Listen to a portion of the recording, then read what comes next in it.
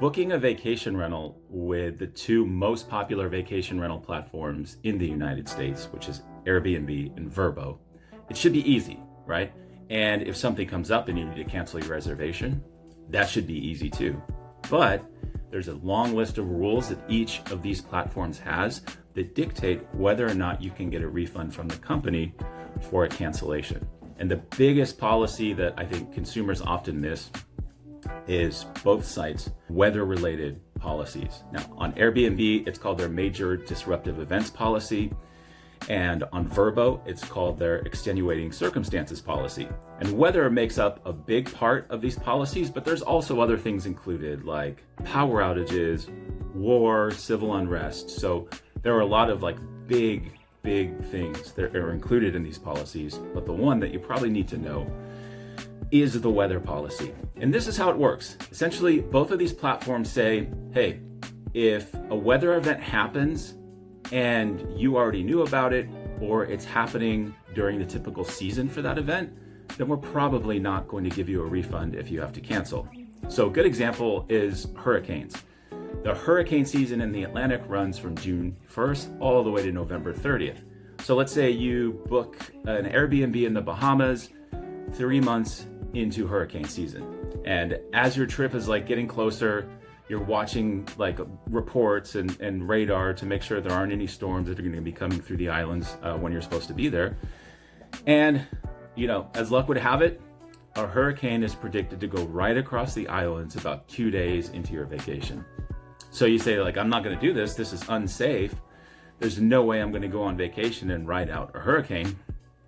So you cancel your reservation. And you expect that you're going to get your money back from Airbnb or Vrbo because it's a hurricane.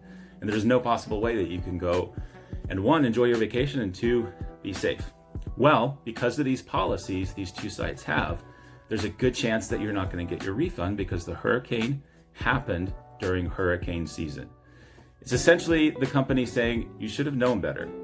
You went to an island resort destination in the middle of hurricane season and a hurricane happened. Now, there are different situations where weather emergencies can pop up that you can't expect. So, for example, tornadoes, earthquake, in some cases, fires.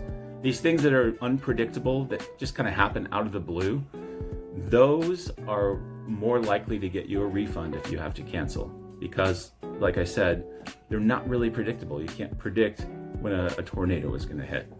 There's other situations too, where you can get a refund from Airbnb and Vrbo that are not related to weather. They are more related to the condition of the rental that you get. So there's basically three big groups of renters' rights that you get when you are renting a place. First, it should be safe and there shouldn't be any health hazards. So if you walk into a rental and there are a bunch of cockroaches just infesting the whole place, a health hazard.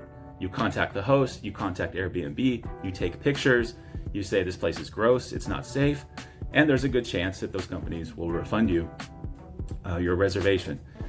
The other two situations have to actually do with the property itself and how it's organized and structured. So you can have a situation where you look in a listing and you find this great rental and you're like, I'm booking this, you book it because it has 4 bedrooms and 2 bathrooms and you've got 4 people traveling. So it's perfect. Everybody gets their own bedroom. Well, you show up to the rental and there's only 3 bedrooms. So the listing was not telling the truth. In that situation, you can contact the host, you can contact Airbnb and Vrbo, and there's a good chance they're going to refund you for your cancellation because the property did not live up to what was advertised in the listing. And there's one other similar situation.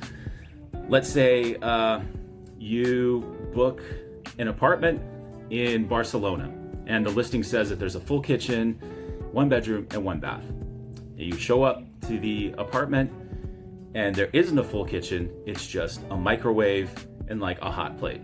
In that situation, Airbnb and Vrbo's rules give you a lot of space to get a refund for your cancellation because the amenities that were listed in the listing for the apartment did not match what was actually at the apartment. So that's it.